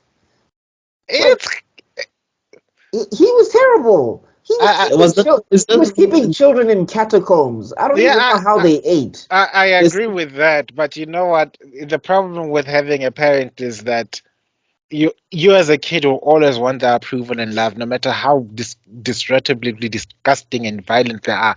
So there'll come a point where you as an adult will consciously say you are never a real dad, and then you'll transfer all your desire for acceptance to someone else. Like, Uncle Mang Mang was more of a dad to me than you, or something like that. Hello, Prince Zuko. Yeah. Yeah, but I'm saying like early on, like Merrick is just like, I'm not doing this Tomb Keeper stuff. I mean, I understand, I get it. It's like you want me to stay in these dark, dingy alleys just waiting for somebody to show up? Like, dog, we sleep on rocks. Like, we don't have beds. Like, this is a stone slab with a blanket. And then also, I have to get tattoos on my back, and that's then weird. who on earth was Merrick supposed to marry? How did Merrick's dad get laid? I don't know. Who did he hook up with? How did it happen? Did they kidnap him? Maybe. And then also, it's like, and then also he was like terrible to Ishizu. And Ishizu just respects the hell out of him. I was like, bro, why? There's a term in Lesotho called shubedi, so that must have been what happened here. Do you know what shubedi is, guys? I'm worried because we're gonna get demonetized. No, I'm joking. No. No, I'm joking. It's basically being forced to become a bride through kidnapping. Oh. It's they weird. They break into your house at night and grab the girl and run off into the night. Or sometimes you can send the poor girl out to go get some water by the river and shoop, gone. But that cannot be an ancient practice, please. It's still ongoing, by the way. Which is that? It's still rumored to be ongoing in Lesotho. Oh God. Yeah, so don't come after me. I'm just saying rumored. I have no authoritative insight. Allegedly. Disclaimer. I don't know. I may be Lesotho, but I don't know all about Lesotho. Educate me. Don't hate me, okay? Yeah, The the fact that internet we're is not a like, place for education. are we gonna survive as a podcast, guys? I don't know. This podcast is so unhinged. People are just gonna come. I think at this rate, you're going to be attracting all the Andrew Tate and Oh Lord. they're all gonna pile up. These nerds are cool, yo. And then they're gonna turn around and hate us with such a passion. Oh my God! Wait, he's gay? Wait, he believes women should have rights? Wait, he believes that anime is cool? Nerds, destroy them! That's supposed. Yo, I. Real Okay. men don't watch cartoons. I thought you guys were. We have Yugi in the back, my guy. Yeah, what do you That think was your this fault. I don't know how we ended up on your algorithm page or your For You page, but here we are. He Look, has to say look, something. if you got this far into this video, then it's on you, man. Like, It really is, honest to God. Like with last week's video, if you got to the end, it's really your fault. We can't blame you. You can't blame us. Yeah, no. Anyway, so the one thing that I hate about the Marik versus Bakura duel is that how come the dark part of Marik knows the true secrets of the Egyptian Yeah, god that card, didn't make and sense. then Marik proper doesn't know that there's this thing called the Egyptian god Phoenix. That's the part that never really made sense to me. Yeah, that didn't make Yeah. sense to me because I'm just like, but you were there before the dark presence. Mm. Like, how was he taking over your mind? Were you sleepwalking? Is it a Venom Spider-Man situation Yeah, where and so, Bakura like- is like sleeping and then the dark entity's reading the cards while Bakura is sleeping? And I Evil like Merrick is not a reincarnation of an older person. no, so- it doesn't. It's just He his. just exists in there. Mm. I like how okay you'll see it in their British series where it's like she's just like I have to save my brother from an evil force. Like good luck with that chuckle text. I've been numbing on his soul for a good 10 years now. Yeah, that's a good marriage soul. No, but like the other thing is like I think Merrick's I'm kind of been evil from jump though. Like Mm. when we say evil presence, I mean like I get his trauma as a kid. That I totally understand. But when you talk about evil Merrick, I'm like Merrick been doing this from jump. He been mind crushing He's been an people. asshole for a long time. He's been like making people duel each other with bombs strapped to them. Like he's He almost been sunk wilding. Yugi to the bottom of the ocean. And Like what makes me angry is that he, like there's a part in the manga where the clown loses the jewel to Yugi and that machine was supposed to chop off his legs. So the clown was like, no, I've got a spare key. I was gonna survive this whole entire time. Just kidding.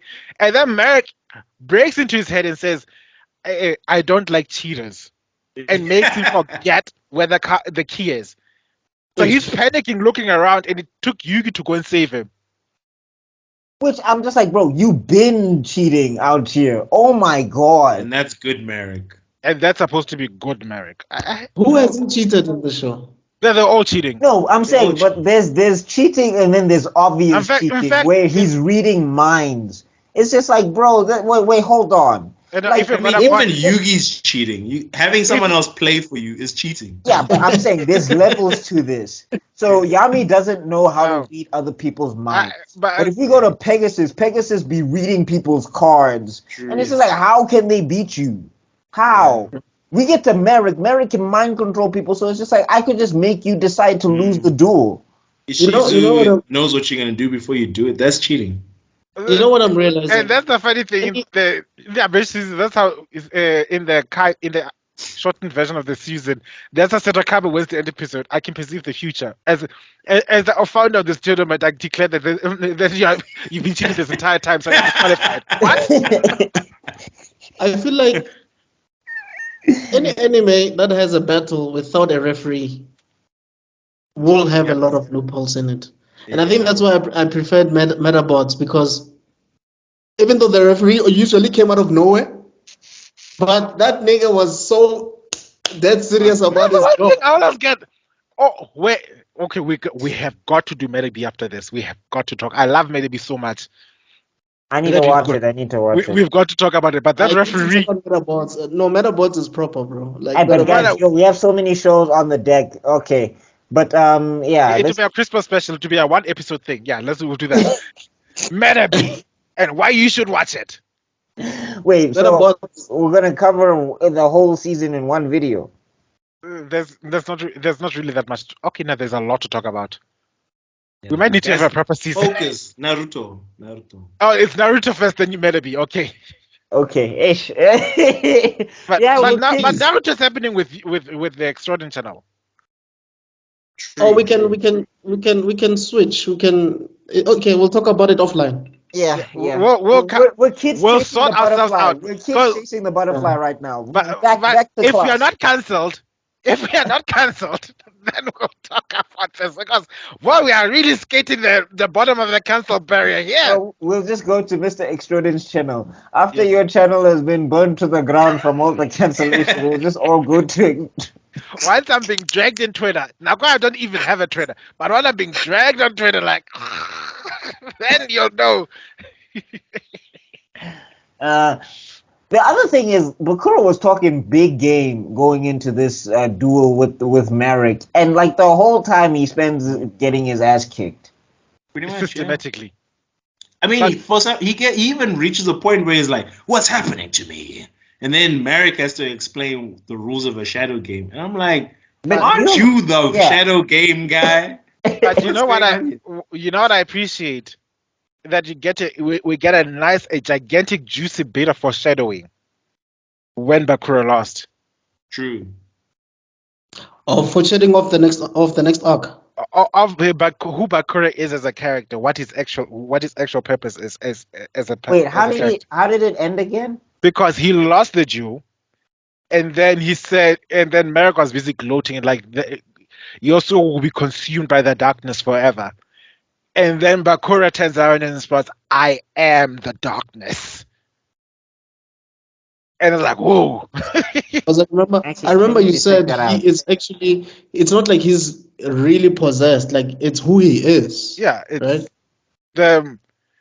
Okay, I don't want to. You've seen the whole thing until the end, right? So I can name names. Yes, it's all over the place. But you can just say. Watching it, but I haven't. Okay, then I'll let you guys enjoy it a little further. But you get to find out that Bakura's the dark side of Bakura isn't necessarily like an evil spirit.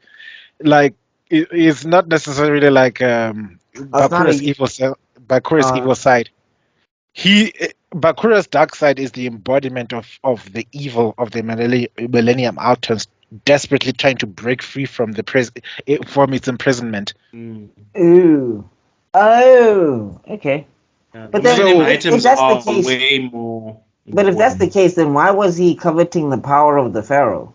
Because if you learn in the final season, the Pharaoh's name is the seal. Ooh, okay.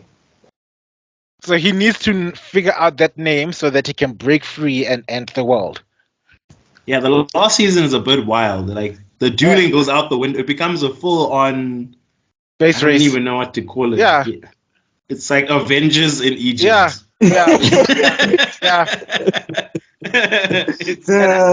can't wait to get to it because that's when this is where Bakura really gets. We get to see Bakura. So is Yugi and them fist fighting Yu-Gi-Oh monsters? Right? It's a bit of it's wild. It's wild.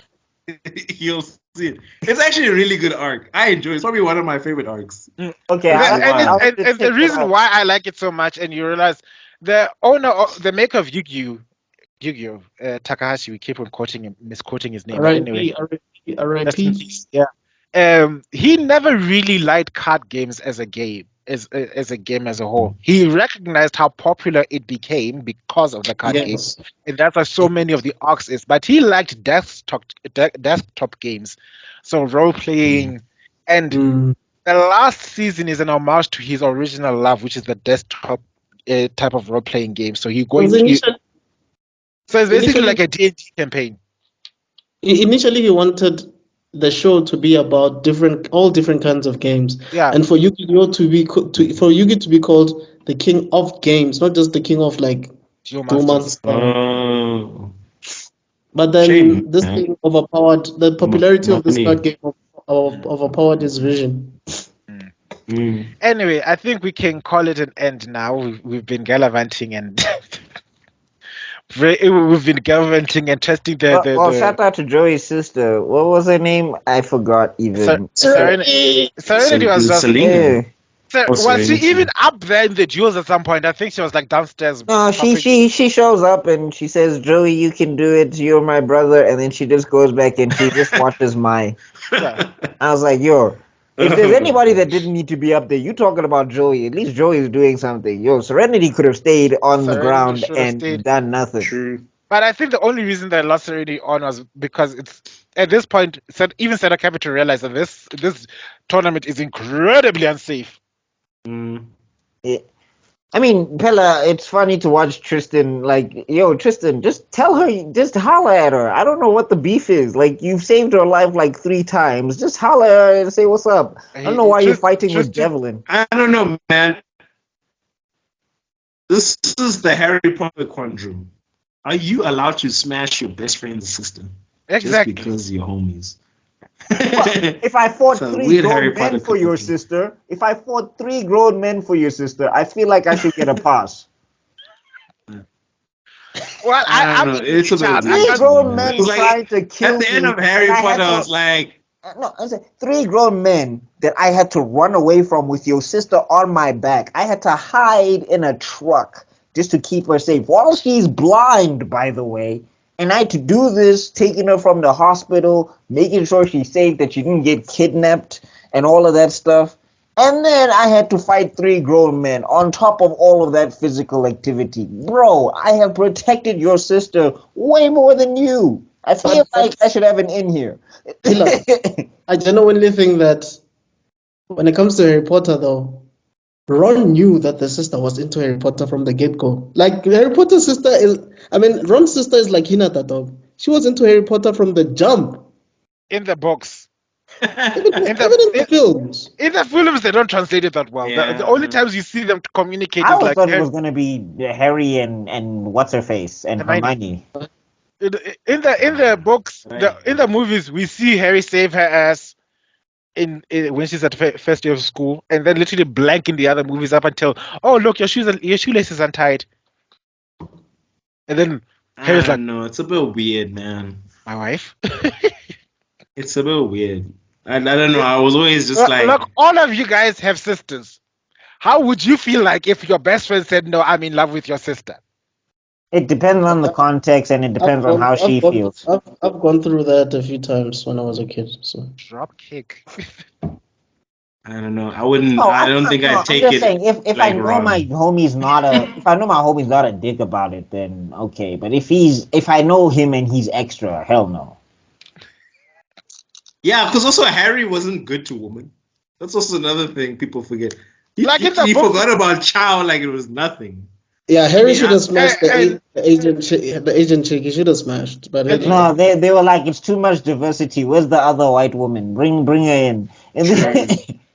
And let's not forget that he engineered the breakup between her and her old boyfriend. Well, I don't remember. Oh, sorry. Let me put into context. Chow was dating Pretty Boy. What's his name from Cedric. Hufflepuff? Cedric. Yes, and then Cedric died. Yes, we all said that. And then she dated another Gryffindor. I forgot his name. really, Yeah. That's also another thing. Harry Potter is a dirty magnet. Dude. How are you gonna date Cedric's dead? Like Cedric's dead. Now you're dating his girlfriend. Harry. Okay. We are tangenting again. All I'm saying is Tristan. Just tell her, and Joey, you should be cool because this is like, especially if she saved my sister's life. That's like, okay, I can't say nothing. You know what? I don't like Joey. Tristan, go ahead. Go to town. Go to Pound Town, bro. Do what you want to do. Go in. And that's how Joey ends up joining the Seal of Aricalcos. You smashed us. Now I needed more power so I can send you to become one with the great Leviathan. Joey's all right, man. Pillar, don't do it like that. All right. Nah, I'm just kidding. Okay. Well, I think if you've come to the end of this hot mess of a podcast, I love you guys. But thank you for just surviving. Oh yeah, we also called you I don't know if you saw the podcast where the Kisasimoto review where we refer to Pila as our professor. Plutonium. Oh, Professor Utonium. Yes, yeah, Professor. You're the crazy ass Powerpuff Girls, and you're the only one who keeps us safe. I'm Buttercup, by the way. Oh wow. Yeah, you're gonna. Wait. Pila, who do you think? Who do you think is who in the Powerpuff Girls? Between the three of you, Okay, let's hear this. I'm not gonna answer this. This is that is so disrespectful. Such a to all of Professor you. Utonium move. Yeah. Such a Professor Utonium move. Such a professor. All move, of eh? you girls are special. All of you I are love you special in your equally. own ways. You guys change depending on the topic. So like if we're talking about, let's say if we're talking about Naruto, I can guarantee you your opinions are gonna change if we're talking about, let's say, Harry Potter. So we'll all fit into different things depending on the topic. So you're not one thing. Professor I know, Utonium, that's blind. Utonium dog. That's a All Utonium he's answer missing right there. is he's missing the white coat and that's Yeah. Yes. The pipe and the. Yes. I feel like Professor Utonium and Dexter's dad were probably like buddies in college. I Until- think you know what? Dexter's dad was too dumb. Professor Utonium would have probably been like, I can't hang with this nigga. He's gonna bring me down. Would you Yeah, I wanted to say that until he realized how dumb the dad was, it's like, okay, no, hell no. Also, why can't Professor Utonium get a date? Dude, your girls are technically the most famous people in Townsville. They saved the town. Everybody knows who they are. Everybody knows where you live. You Who should be a says he- celebrity. Who says he isn't? But he can't. But for some reason he can't get a girl. No. He can't get a I girlfriend. Who think- says I he's not think getting he's- booty? I think he's slapping Miss King's cheeks. I think he's. Yeah, because they had a thing going on, and He's then I slapping guess it Miss stopped. Jean. He's slapping. Yeah. He's slapping. Miss Bellum as Bellum. well. He's slapping Yeah. Miss Bellum. He is getting Seducer. on. Yeah, all of them. Keen, yo. Shout out to Miss Bellum, though. I don't know how you hot without a face. Seducer, yo. Yeah. Okay, guys, we're ending. Yeah. This is over. Once again, thank you so much for lasting until this moment. Please spread the word out. Please like, comment, and subscribe. Let me close. We must focus. Stop laughing.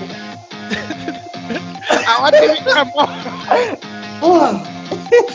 We need to become more viral than herpes, so please spread the word out. And the only way it's best is feel month to month, so spread us all. We love you guys. See you guys next week. Peace out. There, I'm done. We can continue.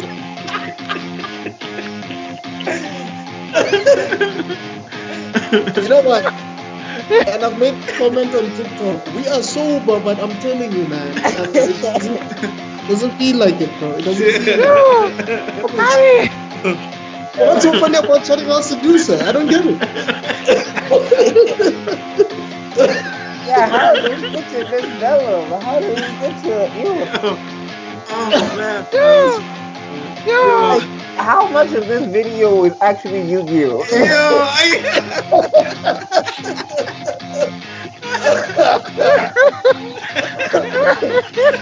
Like, if somebody's never watched Yu-Gi-Oh, they would never know what we were talking about. Like, they would never gain any context on the show from our podcast. Yeah. How long? Harry Potter, Naruto. Dog.